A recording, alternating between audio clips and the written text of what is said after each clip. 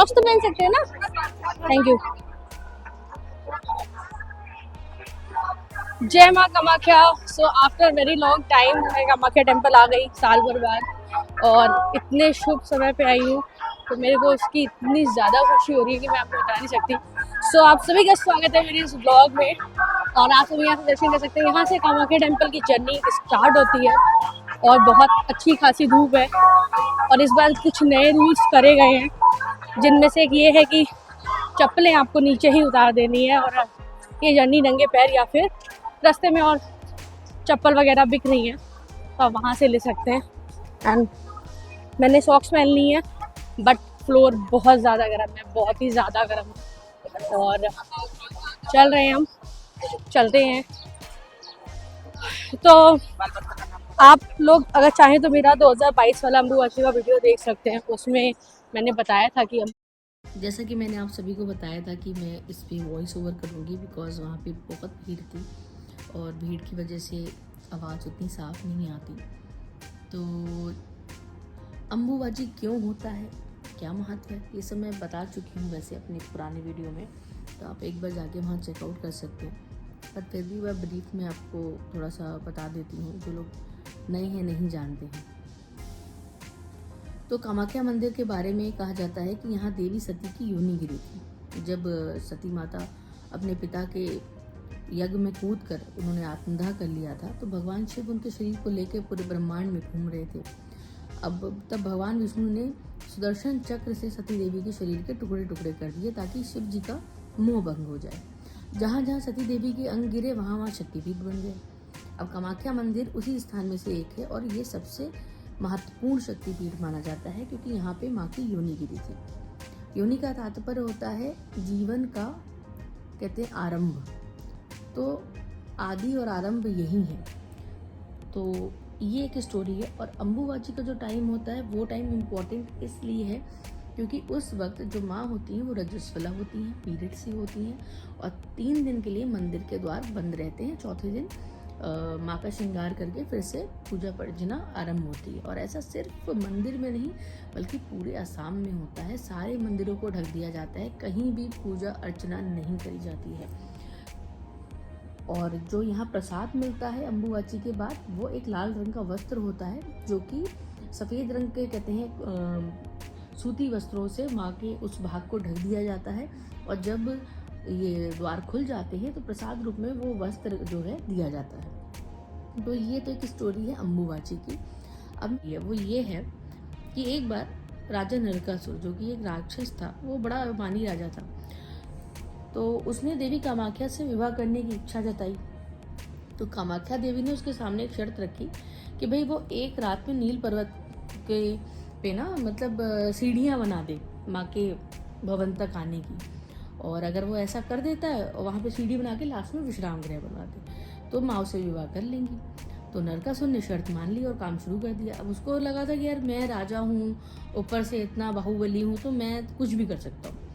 तो वो बड़ा कॉन्फिडेंस में, अब उसकी लास्ट सीढ़ी रह गई थी, तभी माँ ने क्या किया, एक मायावी मुर्गे से बांग करवा दी सुबह में।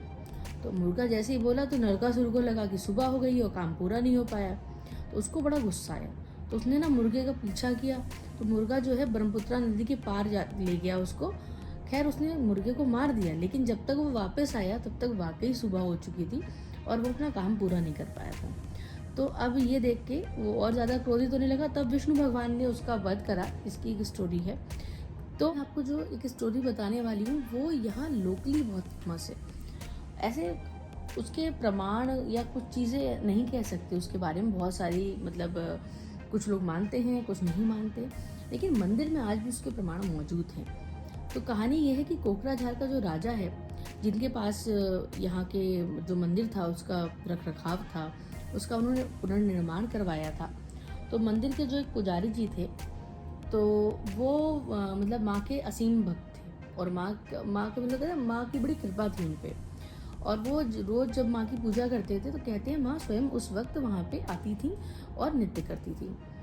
अब इसमें कहानी ये बन जाती है कि जो राजा होता है उसको जब ये बात पता लगती है कि भाई माँ आती है, नृत्य करती हैं, और सबसे एक घृणित विचार उसके मन में जो आता है वो ये होता है कि माँ नग्न अवस्था में नृत्य करती हैं और उस अवस्था में वो माँ को देखना चाहता है। तो पुजारी जी से वो कहता है, भाई आप जब आप पूजा करो तो मुझे वहाँ पे प्रेजेंट रखो ताकि मैं उनको देख सकूँ। तो पुजारी जी कहते हैं ये पॉसिबल नहीं है कि मैं भी जब पूजा करता हूँ मेरे भी आँख पे पट्टी बंदी होती है, मैंने आज तक माँ को उस स्वरूप में नहीं देखा है और वो मेरी आराध्या है, ऐसा मैं चाहता भी नहीं। बट राजा तो राजा है, तो राजा मानता नहीं है, वो कहता है नहीं आपको ये तो करना पड़ेगा।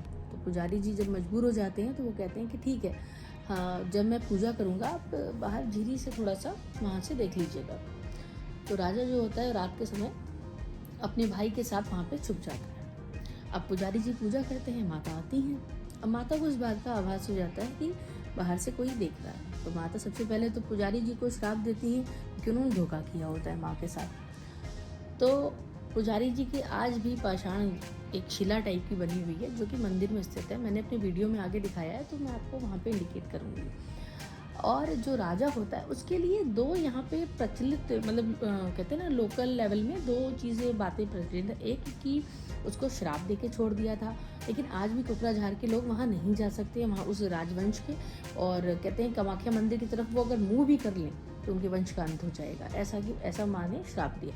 और दूसरा ये कि राजा आज भी वहाँ कुकुर के रूप में उसकी मूर्ति है। मंदिर का जो आगे का एकदम भाग है ना, उसमें आज भी ऊपर एक डॉग की जो है वो मूर्ति टाइप की बनी हुई है। वो भी मैं आपको वीडियो में आगे जूम करके दिखाऊंगी। आज मैंने उसको भी शूट किया है कि तो अब जब ये प्रमाण दिखते हैं ना तो ये कहानियाँ नहीं लगती हैं, क्योंकि भाई ये तब की बनी हुई है जब हम सोच भी नहीं सकते। तो ये स्टोरी जो है लोकल लेवल पे है, बट ये बड़ी फेमस है लोकली और इसके प्रमाण भी मंदिर में मौजूद हैं। तो ये मैंने आपको बतानी थी, इसलिए मैंने कहा वॉइस ओवर करके मैं इसको डालती हूँ।